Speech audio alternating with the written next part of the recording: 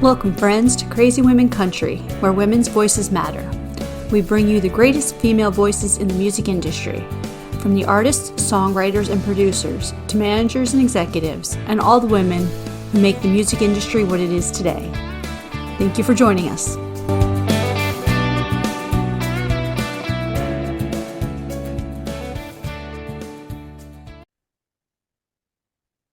Welcome, friends, to another episode of Crazy Women Country. Today, we are here with the wonderful Kate Harding. How are you doing today?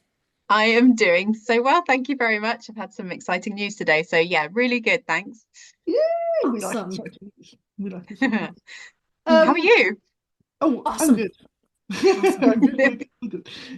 Just a normal Monday, although I'm sure this isn't going to air on a Monday, but it's a normal Monday here, the usual chaos, Yeah, it's a work, normal. stuff like that, life. Same old time. Same old time. All good. So what's the weather like in Portsmouth? It's just a bit, it's just a bit meh today. Cold, a little bit sunny, a little bit like grey. It's whatever it feels like doing. I like that. That's pretty cool. Yeah, it's just a bit meh. Okay, so this is the hardest question you're ever going to be asked. Oh no. Don't panic. Don't panic. So tell us, who is Kate Harding? Oh gosh. We start hard and then we get so much easier. Before, if you'd asked me a year ago, I would have said a mum with a full-time job that I just started, with a 7-year-old.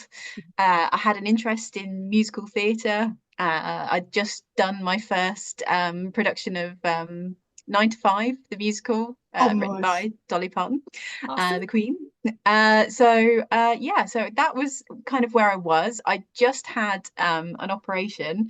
My appendix burst, Oh, nice. and I realized I wanted to release music. Like, I mean, I've always wanted to, but it's one of those things I just always parked, and I'd always put work first or life first. So where I am now, so answering your question now is a very different answer. I can say I'm a recording artist. So yeah, I've released a song. I'm currently getting out there and getting gigs with my band. So yeah, I write music, and I love singing and listening to country music. Perfect. So you mentioned 9 to 5. What part did you play? I didn't have a part, sadly. Again, this was when I turned 40, it was one of those things I kind of threw myself into. So I'm very much a beginner. So I was in the ensemble for Chitty Chitty Okay. Bang Bang and for 9 to 5. You Yeah, were in it. Awesome. That's all that matters. That's all so that matters. I was in there. Interesting characters within it, but Yeah. Awesome. I love that. That's very cool. no Absolutely. name parts, thank goodness. But very Less stress. country. Yeah. Very country, 9 to 5. I love that.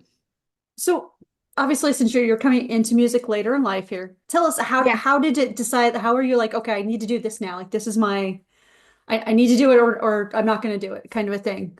Yeah, that definitely happened in the hospital. I was in the QA hospital in Portsmouth, and yeah, it was just one of those moments where I've gone, right, I need to just reprioritize just my focus. And I didn't know how to make it happen. I was freelance. And then the recovery, I was out of work, then I was looking after my daughter who was off for 6 weeks from school.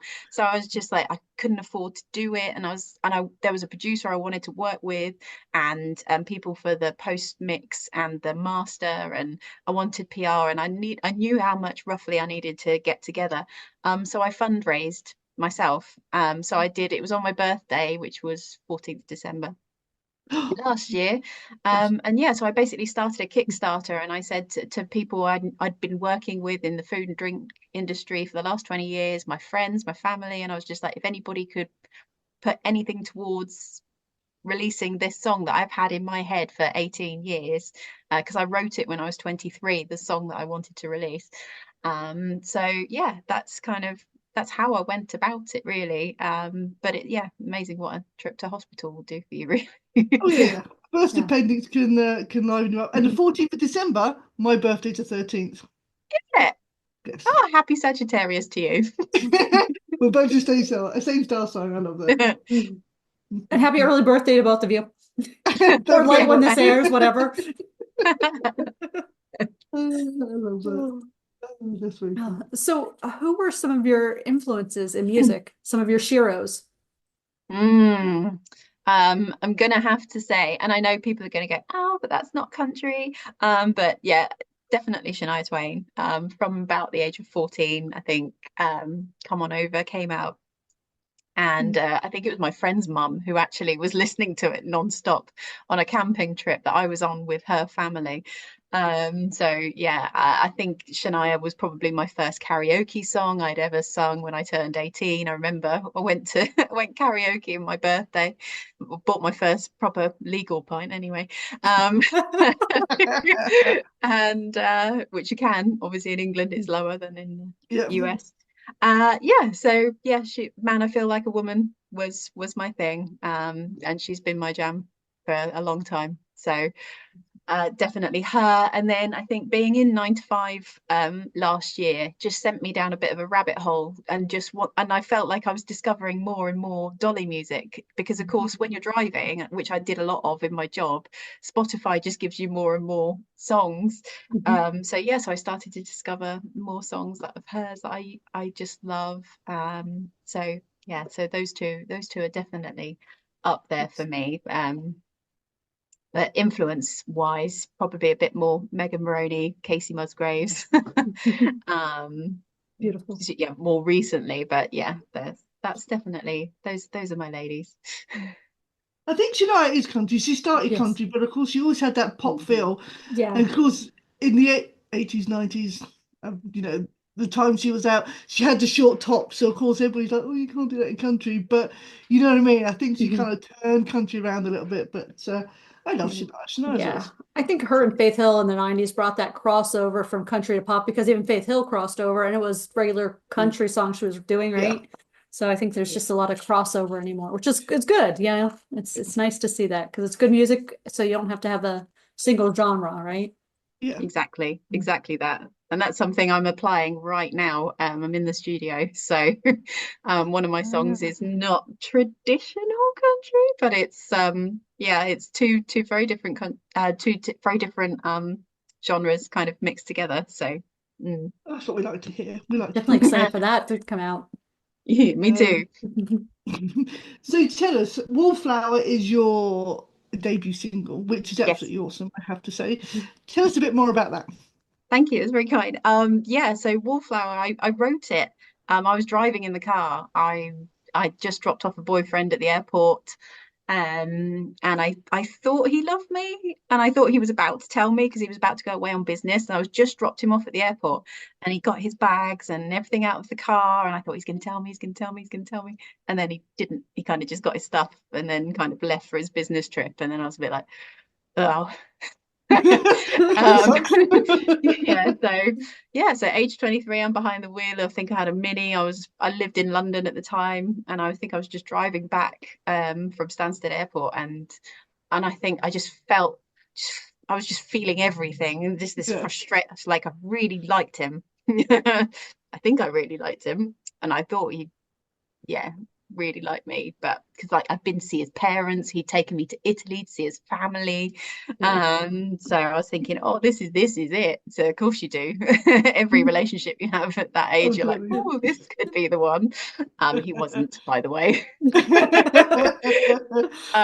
So yeah, I just this tell me, you love me, which is the first thing you hear in the song, and then yeah, you don't want to be a wallflower, which was kind of pinched from a previous song I'd written. So I kind of teared apart a previous song, which will probably never see the light of day.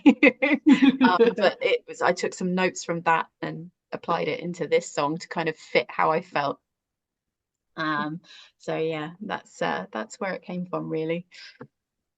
You did great. It was amazing. Awesome. Amazing It's a great song. No, thank you. Very, very cool. And I think all writers have that, where they have one song that, or even multiples, that they'll tear apart and they'll never see the light of day. And there are some that are just, as they say, I think it was Pat Pattison that said you have to write a lot of crap to build upon it, to write good stuff, right? Like a flower. Yeah. Yeah, like a wallflower. Yeah. Yeah. See? I love that. That's very cool. It has been a pleasure having you on today, and you're welcome back anytime. Awesome. Thank you. Thank you so Definitely. much. Definitely. Absolutely. Thank you for having me. And we'll make sure your links are in the description so everyone go check out Miss Kate. Follow her. Go check her out if you're in England, obviously, and she's playing live. Go check her out. Obviously, I probably won't be there this year, but maybe next year. I might try. See if I can get over the Oh, wall. my try. That'll be cool. And we'll see you for 20 crazy questions. Stay tuned. Check it out, guys. Bye.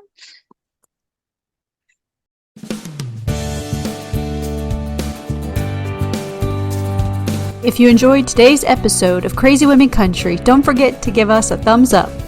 Be sure to click the subscribe button for new interviews weekly. And thank you, friends, for joining us today on Crazy Women Country, where women's voices matter.